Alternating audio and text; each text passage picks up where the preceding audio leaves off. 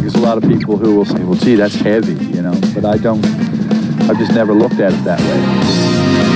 I'm not afraid to try anything. I feel that either I can do it or I can't. You don't know until you give it everything you've got. Greg lives in the very house where 33 years ago he was born and raised. Greg! Food time! Now, Greg and his very pregnant wife, Jenny, are raising a family of their own here. Yeah. They've got 5 kids, not counting the baby, who's expected any day now. You see Joshua around? Luckily, like everything else about Greg, his house is big. Ah, here you are. 14 rooms, including a storage room on the 3rd floor that back when Greg was a kid doubled as his weight training room. Well, I was probably about, I don't know, maybe 14 years old or so. And I was doing these deadlifts, you know, 350, 400 pounds. And there was this creaking, cracking sound, and lo and behold, that was the end of my career in the attic. I moved down to the basement after that with concrete bottom. Oh, my. The daddy's made that I taste. Mealtime is family time. But Greg has to remember to take his food seriously, too. He measures 57 inches around the chest, 22 inches at the neck, and he can't afford to lose any of his 320 pounds. What is it in your diet that gives you this strength? Well, I'm a believer in the muscle building power of raw milk. Raw milk? Yeah, straight from the cow or the goat. The warmer it is, the better. That's when it's got the power. Well, Samson had his hair. Yeah. And you have your milk.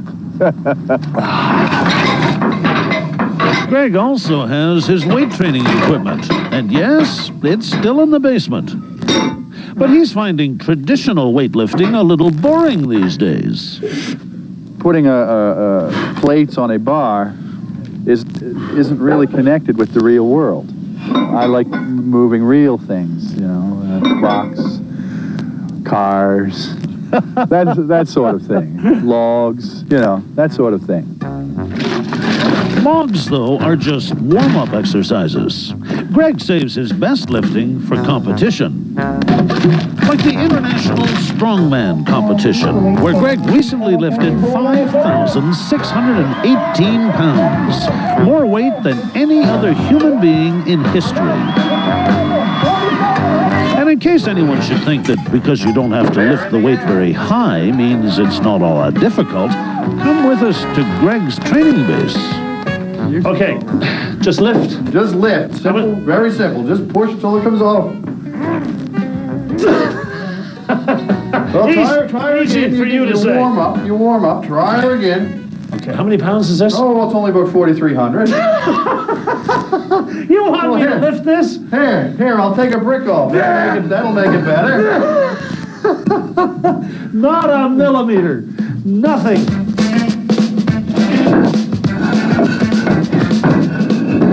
Are you not worried about hurting yourself? I mean, a back is a back. A back is a back, yeah. But I don't worry about it, no. The weight itself can't hurt you. No, I just keep going. And I always believe that there's a better lift around the corner. No kidding. Have you ever asked yourself why you do this?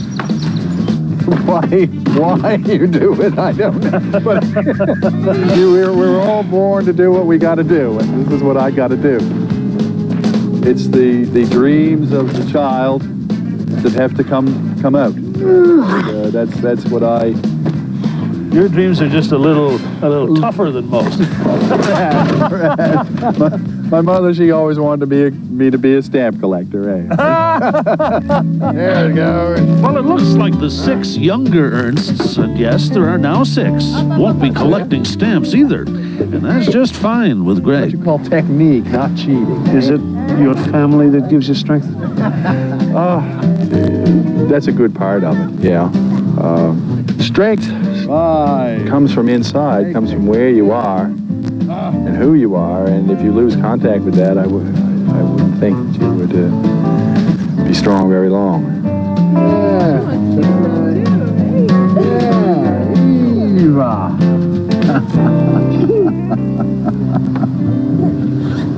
Staring. You actually hauled lumber out of the bush with oxen? That's me, in 1930s. My best invention yet. 2,000 flushes chlorine clear tablet. Drop one in. It's the first. Beardmore. Population 350. Like most small towns, Beardmore has a lot of memories.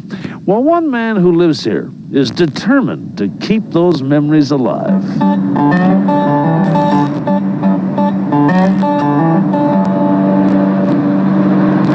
Oh, you've been getting through the winter there, Ed. Not too bad, Eric. Ewald Rents has been cutting hair in Beardmore for 55 I was years. out my snowshoes this morning. Yeah? He's 85 now, and some days he wishes he could put the scissors down for good. Running short of hair these days. There's not too much left to go around, eh? But then there's always someone like Eric Rutherford in need of a trim. Well, that's for sure. Well, I can't quit because everybody comes for a haircut. I guess you've been burning a bit of firewood this winter? Oh, my God, did I ever. Today, a haircut costs $5. But when he first started back in the 30s, Ewald charged 50 cents, or whatever he could get. Guys used to bring me half a pound of butter to get a haircut, you know. And there was no money, so I had to go in the bush and trap, you know, to make a living. And everything I could possibly do to make it go. Ewald moved here from Manitoba in 1939 to work with his brothers in northern Ontario. The area was booming back then. Prospectors searched for gold, the mines were beginning to open up, and the bush camps were bustling. So if Ewald wasn't cutting hair, he was out cutting logs. I was a champion cutter in this part of the country here. And I cut a 10-inch log in 7 1/4 seconds. There's not very many could pass that. So you got it pretty well trimmed up? You're pretty well finished now. Ewald has a vivid memory of those days. In fact, he's surrounded by them. The barbershop shelves are packed with folk art, Ewald's very own pictures and carvings that portray life in the northern timberlands. Now, what is this? This is a lumberman, obviously, huh? That's me when I was in 1930s. You actually hauled lumber out of the bush with oxen? Yeah. The shotgun wedding is great. When did you do that? Well, just a couple of years ago. I always told my wife, I said, that's what happened with me. The woods surrounding Beardmore are an endless source of ideas for Ewald. In fact, he already sees what his next carving will be. Well, this is a cowboy. Because he got those crooked legs, you know, and you can't find them like that every day. But this bow-legged cowboy will have to wait for a while. You see, Ewald has a bit of a backlog to catch up on. I got to fix that head yet a little bit more. Today, he's working on a chicken. And the tail got to be fixed. Ewald works quickly. It won't be long before the bird takes shape.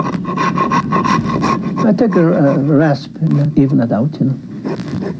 Don't take no time, it's done. The perfect chicken with no feathers on. Now, Ewald hasn't always carved. He only picked it up when he was 65, just about the same time he started cutting back on business here at the barber shop.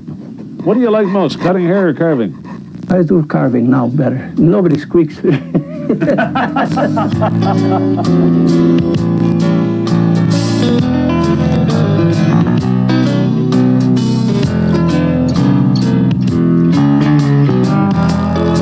Ewald seems to be able to bring everything he carves to life.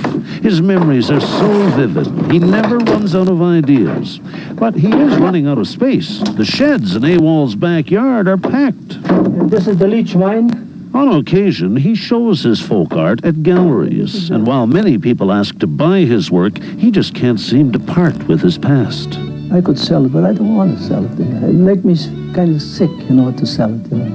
I know it's gone, and then it's no more. There are lots of memories in here, aren't there? Oh, I'm telling you, you can't forget that, eh?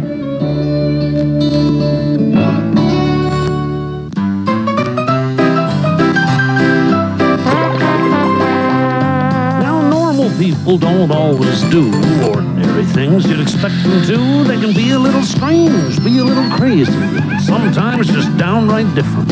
You only have one kick at the can, so you leave your mark any way you can. I guess that's why people do the darndest things. Just north of Gimli, Manitoba, on the shores of Lake Winnipeg, there is a party going on. A birthday party for someone who isn't here. Well, this is our 5th annual croquet tournament to celebrate a well-known personality's birthday, and it's best if we show you rather than tell you. It's for... I have been an Anne-Marie fan from since I don't know when. You get a button. Well, I ordered these special from the Anne-Marie place. For Gail Kreitzer and fellow Anne-Marie fan John Donnelly, June the 20th is the most important day of the year. We decided that we wanted to hold something unique each year to celebrate Anne's birthday. And everybody's wanted to come, and it's just escalated every year. Okay. And so now I'd like to declare the 5th annual croquet tournament officially open.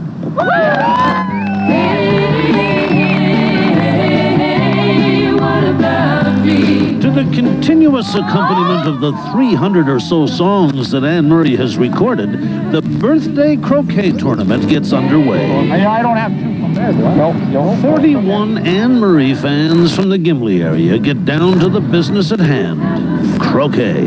Whoa! As everyone here knows, this is the game Anne herself enjoys back home in Spring Hill, Nova Scotia. But everyone invited to this party has to know about more than Anne's hobbies. They've got to know her music.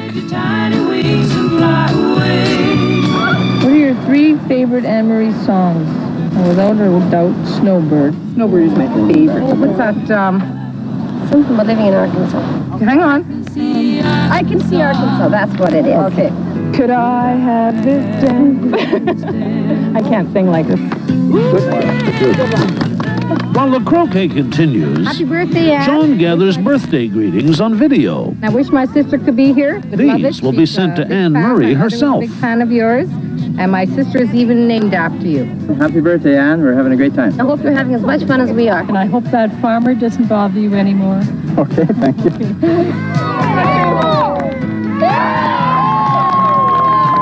And so the 5th annual croquet tournament in honor of Anne-Marie's birthday draws to a close. And it just goes to show, even if your guest of honor can't make it, you can still have a pretty good party.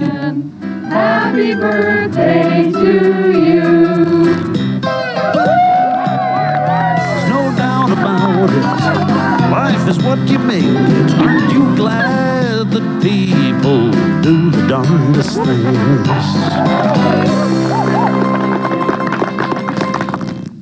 Have a canoe on the coast. I had a canoe.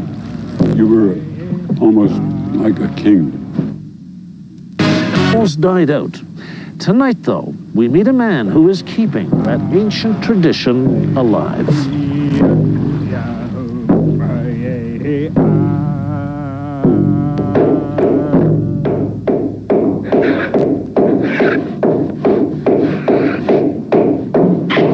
An ancient rhythm reverberates through Morris White's workshop. The sound of handcrafted tools shaping cedar logs into Haida canoes. For Morris and his sons, this is music, a tune as old as the Haida Nation itself. In the old days, they measured a man by his achievements. I have a canoe on the coast. In any village, a Haida canoe, you were almost like a king. Morris was a fisherman all his life. He was always intrigued by the canoes his ancestors used. But when he decided to carve his first canoe in the mid-'80s, there was no one to teach him how. He had to build models based on old photographs. Most of the elders who held the knowledge of canoe making died in a smallpox epidemic that spread through the Queen Charlottes at the turn of the century. Yes, that's been laying there for 200 years. Look at that thing. But those same ancestors left him some clues hidden deep in the rainforest. The tree itself must be 1,000 years old. The people that were building this must have got sick or something. There's many canoes like this. And just looking at this gave you an idea how to build your first one? The first one, yes. Just by seeing this, I could visualize the finished shape of the canoe. Morris is an energetic 62-year-old. He's already built 2 canoes. He's working on a third, a massive 52-footer.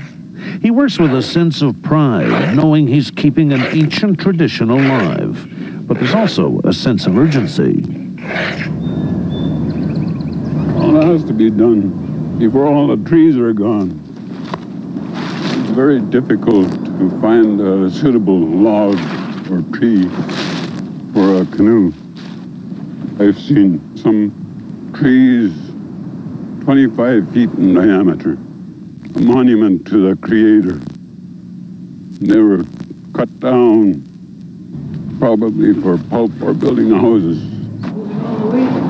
But trees live on in Haida canoes. This is Eagle Beak, named after Morris's Haida clan. Morris and his crew have paddled Eagle Beak along the coast of British Columbia. They even took a 125-kilometer voyage to Alaska, following the same trade routes their forefathers traveled. During one of those trips across the treacherous Hecate Straits, Morris realized something for the first time. There was tremendous significance to what he was doing. It hadn't been done in so many years. I thought about it. Wow, hey, we're doing it, you know. It felt kind of an exhilaration, I guess you call it. It wasn't just an ordinary day. It was probably the first real Haida canoe crossing that strait in how many years? Probably 100 years or more. The Haida were the Vikings of the West Coast, both feared and respected. Their expert seamanship was renowned, as were their canoes. Great-grandfather, he had a canoe 73 feet long. Packed 100 people. Wow. 12 tons of dry goods, you know, that's a lot of cargo.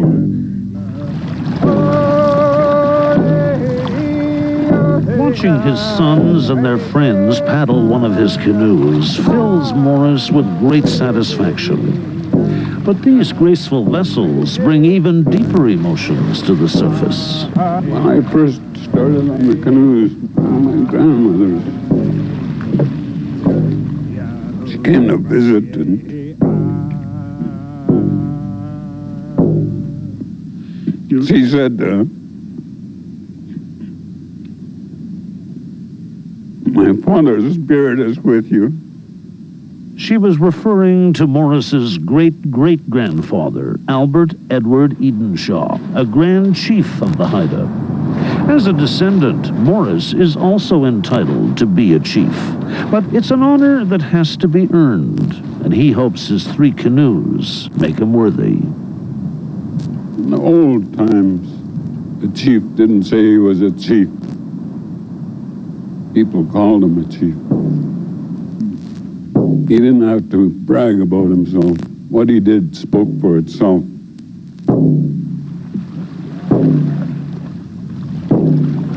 Morris White's canoes speak of his accomplishments. Not only is he reviving an ancient craft, he's preserving the heritage of the Haida Nation.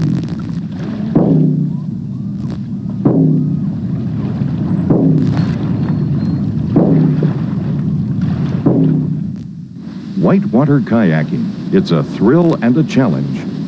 You're going down a rapid, and unless it's very, very familiar to you, you don't really know exactly what's going to happen. And it's a true real-life roller coaster ride. And it can be very dangerous. If you get in trouble and you're swimming, all right, you know, I mean, this is moving so fast that you haven't got a chance to get ashore before you get swept into the next rapid. Monday on Land and Sea. For tonight, thank you so much for watching.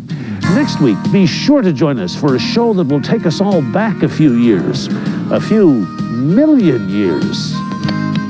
Philip Currie has had a lifelong fascination with dinosaurs.